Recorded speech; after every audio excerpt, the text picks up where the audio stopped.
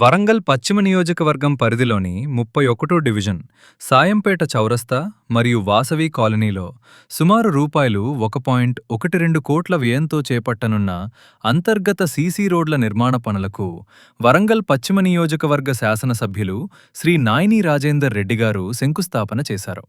ఈ సందర్భంగా స్థానిక ప్రజలను ఉద్దేశించి ఎమ్మెల్యే నాయిని రాజేందర్ రెడ్డి గారు మాట్లాడుతూ ప్రజాపాలనలో పట్టణం ఎంతగా అభివృద్ధి చెందిందో ప్రజలు ఆలోచించాలని, ప్రస్తుతం జరుగుతున్న అభివృద్ధి పనులను గత పరిస్థితులతో పోల్చి బేరీజు వేసుకోవాలని సూచించారు.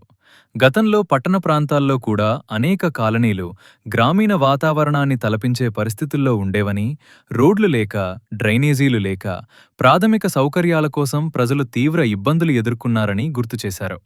అయితే కాంగ్రెస్ ప్రభుత్వం అధికారంలోకి వచ్చిన తర్వాత అభివృద్ధిని ప్రతి గల్లీకి, ఇల్లీకి, ప్రతి కాలనీకి తీసుకెళ్లే లక్ష్యంతో ముందుకు సాగుతున్నామని తెలిపారు.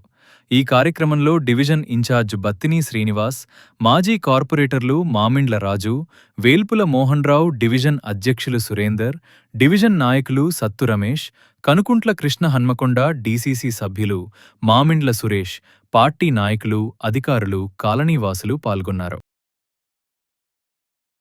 నేను గతంలో కూడా చెప్పినాను, షాయంపేటలో ఒక గ్రామీణ వాతావరణం ఉండేది. గతంలో సిటీ సెంటర్లో ఉండి కూడా గ్రామీణ వాతావరణం లాగా ఉండేది.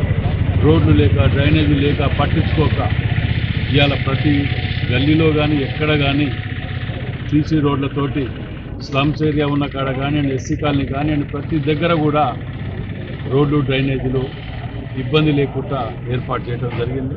అభివృద్ధిలో భాగంగా చేయడం జరిగింది.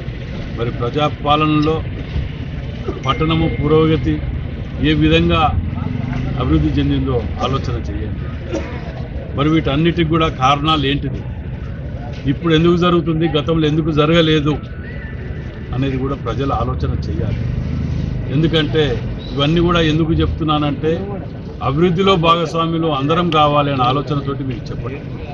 కేవలము రాజకీయాలకే పరిమితమై పుట్టి పెరిగినటువంటి ప్రాంతాన్ని నిర్లక్ష్యం చేయటం అనేది మంచి పద్ధతి కాదు. కాబట్టి ఎవరే కానీ, ఏ నియోజకవర్గంలో కానీ వారి నమ్మకంతో ఓట్లేసేది. ఇలా షాయంపేటలో నమ్మకంతో నాకు ఓట్లేసి ఇది చేసినందుకు సిటీ మొత్తంలో కూడా కాజీపేట్, సోమిడి, ఒడ్డపల్లి, షాయంపేట మరియు దిందయాల్ కాలనీ, సమ్మయ్య నగర్ వీటన్నిటిని కూడా ఎక్కడికి పోయినా రోడ్లు, డ్రైనేజీలతోటి పూర్తి స్థాయిలో మేము నిర్మించడం జరిగింది.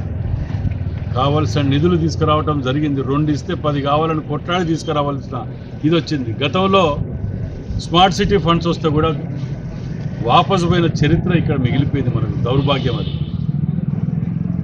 స్మార్ట్ సిటీ ఫండ్స్ కోట్ల రూపాయలు వస్తే వాటిని అన్ని అభివృద్ధి చేస్తే ఎంత బాగుండేది. అలా అవి వాపసు పోయే విధంగా మన నాయకులు గతంలో వ్యవహరించిన తీరు చూస్తే బాధ అనిపిస్తుంది. ఇవాళ 5 కోట్లు 2 కోట్లు కావాలి అని అంటే బతిలాడి తిరిగి ఏరుక రావాల్సి వస్తున్నాను.